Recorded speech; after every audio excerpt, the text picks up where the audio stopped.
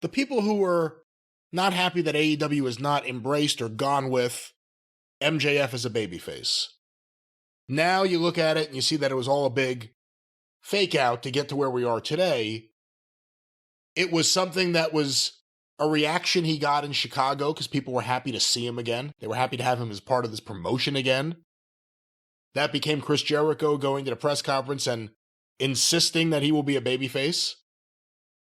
Maybe did some more insisting behind the scenes. And here we are today. The people who think that AEW is making a mistake not going with MJF as a babyface, what do you think? Well, and let's define people. Now, we're not talking about the fans, right? We're talking about people in the industry who have said, or are we talking about both separately for different reasons?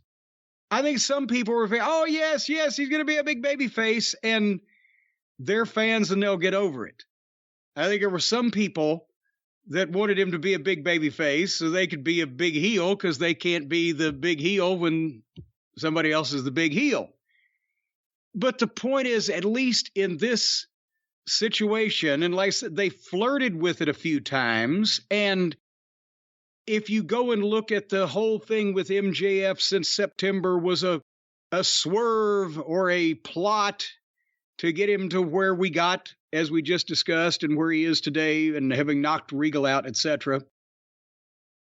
There's a number of things in there that still wouldn't have been necessary to put MJF in a babyface position, and or necessarily didn't make sense if someone wasn't trying to lead it in that direction, to me, watching the television program. Or maybe they just don't know what the fuck they're doing. But at least MJF never full-fledged got juiced, laid out, nailed to the fucking wall, and then came out and repented all of his transgressions and, vowed to kiss children and cure cancer in his spare time, even as a plot, even as part of the plot, right? He still was MJF. He figured out a way to navigate that where he was MJF all the way through it. Even when he was playing with people, he was doing it as a fucking obvious megalomaniac and smartass. Disingenuous jerk. Disingenuous jerk is another way of saying megalomaniac and smartass. Well, you had that dictionary since you were 22. Well, that's just the synonyms and antonyms, boy.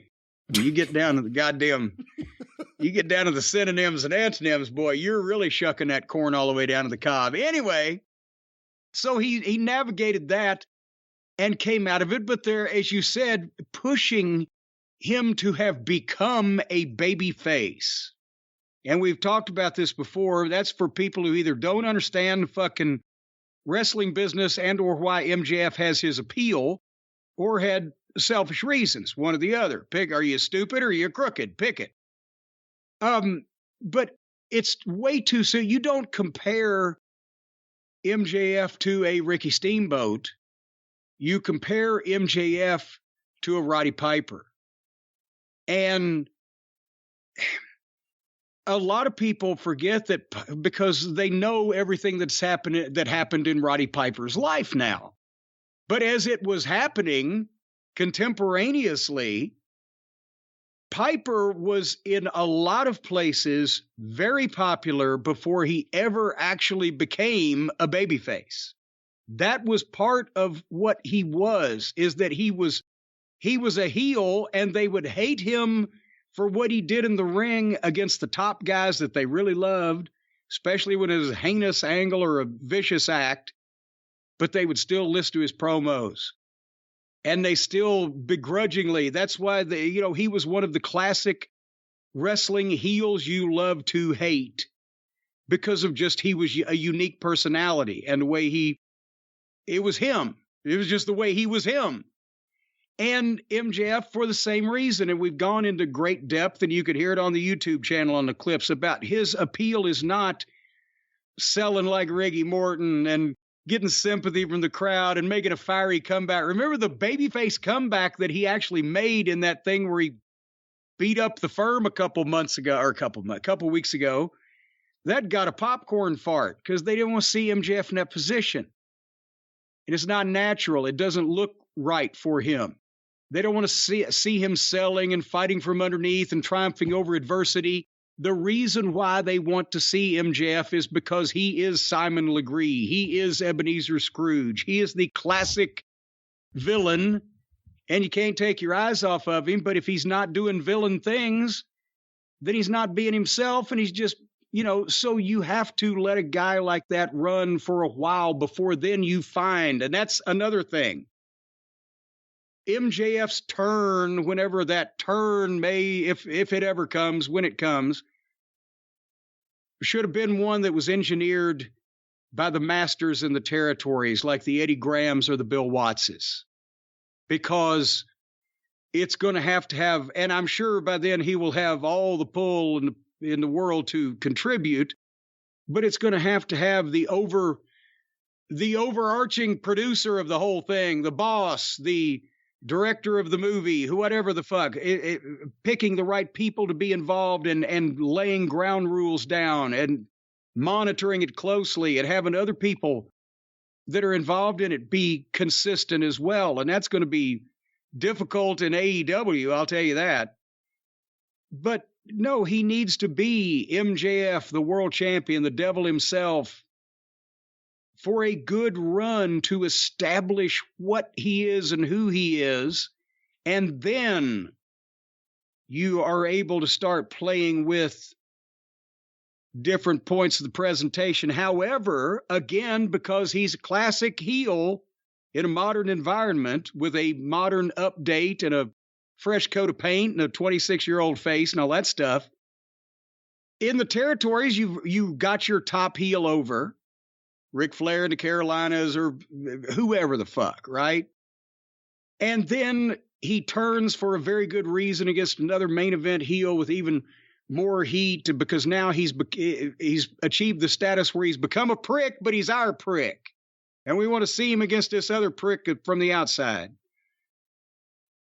And then once that happened, inevitably, that guy that got over as a heel but had to be switched babyface would get stale in that role because that wasn't what led him to the dance. Jerry Lawler in Memphis, every 18 months or so, had to tease, well, you're going to see a return of the old king, meaning he was going to become a bad guy and cheat again against so-and-so, the heel they hated. Because Lawler, the babyface, for, a number of years there in the early and mid 80s, he had to switch every once in a while, freshen it up, because that was what until he became an iconic babyface, he was a more impactful heel as a performer. It's happened with different other people where they would need to leave the territory then. Well, this is national TV, and unless it's the bidding war of 2024, he can't leave the territory. So you let these national TV runs percolate longer than you did the territories, because once you switch a guy, his clock is ticking on whether they might have to, they might, that once that initial hot angle where the babyface, Dusty Rhodes has become a babyface, is going to wipe out Gary Hart's army.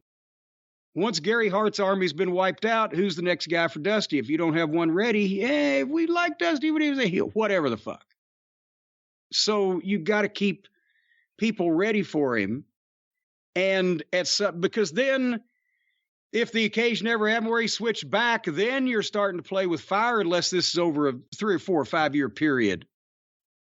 Because then he's becoming inconsistent to himself and in his presentation. Does that make any sense? Yeah, the Big Show's there. Just look at the Big Show. That's what happens when you switch too many times. You don't get used effectively for most of your career.